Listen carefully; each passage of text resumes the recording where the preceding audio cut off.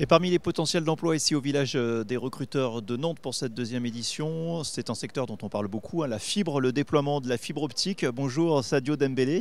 Bonjour. Alors vous êtes chargé de recrutement et de marque employeur chez Tisséo Service. Exactement. Donc Tisséo Service, déjà il faut le dire, c'est Bouygues.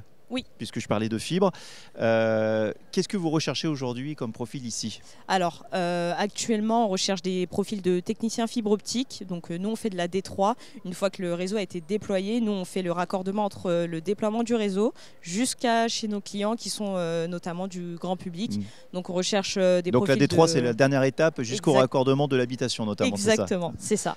Donc, on recherche des techniciens fibre optique ayant le permis, étant donné qu'ils sont itinérants. Qui n'ont pas forcément d'expérience et qui sont juste motivés pour travailler chez nous. Quand vous dites qu'ils n'ont pas forcément d'expérience, c'est-à-dire que vous êtes prêt sur des salons comme ça, quand vous rencontrez des jeunes ou moins jeunes d'ailleurs, motivés à leur donner leur chance parce que vous les formez vous en interne? Exactement, alors on a 2 semaines de formation donc, sur notre siège à Gennevilliers, donc 2 semaines de théorie, ensuite on les renvoie dans leur région pour qu'ils soient formés avec un technicien itinérant pendant 3 semaines qui va les aider à monter en compétences. Donc quelqu'un qui n'a jamais fait de fibre peut totalement venir postuler, être pris chez nous en CDI, on prend essentiellement en CDI, et pouvoir évoluer dans l'entreprise. Donc ce sont des commerciaux itinérants, vous disiez, c'est-à-dire leur zone, c'est quoi? C'est à l'échelle d'un département C'est à l'échelle d'une région.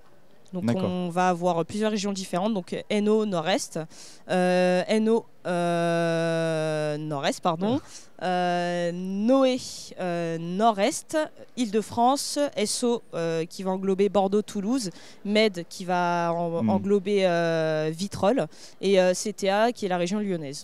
Ici aujourd'hui, combien de postes potentiellement ouverts? Je recrute à peu près toutes les 2 semaines sur Nantes, donc à peu près 5 postes toutes les 2 semaines.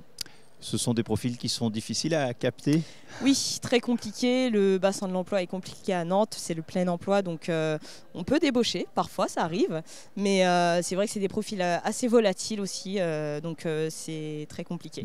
Ça peut être de la reconversion par exemple? Totalement. Il y a 2 semaines, on a recruté un cuisinier qui était chef à l'international et qui voulait complètement se reconvertir, qui voulait un second souffle dans sa carrière. Donc on l'a recruté, ça se passe super bien actuellement.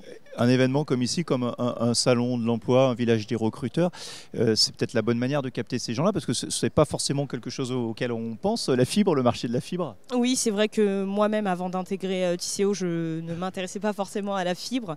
Maintenant que je suis dedans, c'est vrai qu'il peut y avoir plusieurs opportunités sur différents postes et le fait de se faire connaître via le salon, ça peut justement capter d'autres talents qui n'auraient pas forcément pensé à ce poste. D'autant que le déploiement de la fibre, il se poursuit à vitesse grand V. Vous êtes en perpétuelle demande et ça va continuer comme ça pendant au moins quelques années? Oui, effectivement, on est en perpétuelle demande. Ça va très très vite. On arrive avec la 5G actuellement. Donc, c'est du réseau qui va très très vite et puis on peut même parfois se faire déborder. Là, dernière question. Ça veut dire qu'il va falloir continuer à recruter, donc débaucher, trouver des reconversions. Vous vous y prenez comment? Par tous les moyens, y compris la rencontre comme ça, voilà, au détour d'un salon?